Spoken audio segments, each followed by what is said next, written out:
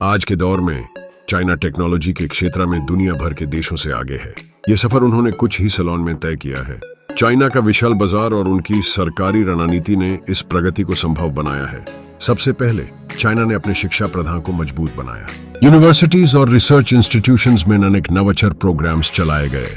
भारत और यूरोप जैसे देशों से लगातार ज्ञान और विशेषज्ञता को अपनाया गया। ये सब मिलकर एक मजबूत तकनीकी बुनियाद बनाने में सफल रहे। दूसरा सबसे महत्वपूर्ण कारण चाइनीज सरकार की नीति और पैदावार है। सरकार ने डिस्प्रोपोर्शनेट इन्वेस्टमेंट टेक्नोलॉजी और इनोवेशन में करी।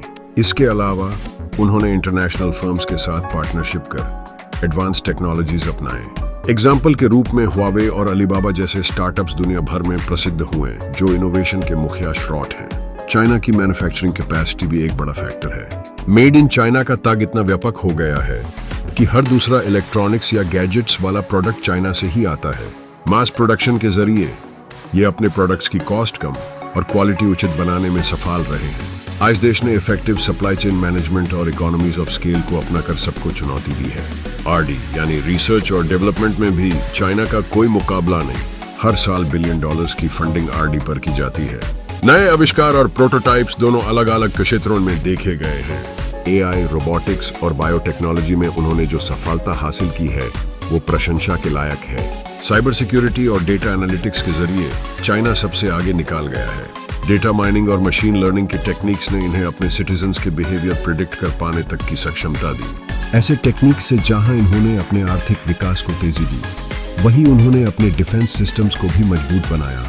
अलीबात 5G का लॉन्च चाइना के टेक्नोलॉजिकल एडवांसमेंट को एक नए उड़ान दी है। ये सिर्फ तेजी इंटरनेट सर्विस नहीं, बल्कि IoT, इंटरनेट ऑफ थिंग्स जैसे मॉडर्न कॉन्सेप्ट को आगे बढ़ाने में भी मददगार है। जहां बाकी देश अभी 5G को अडेप्ट कर रहे हैं, वहां चाइना लार्ज स्केल डिप्लॉयमेंट में काफी आगे निकाल चुका है।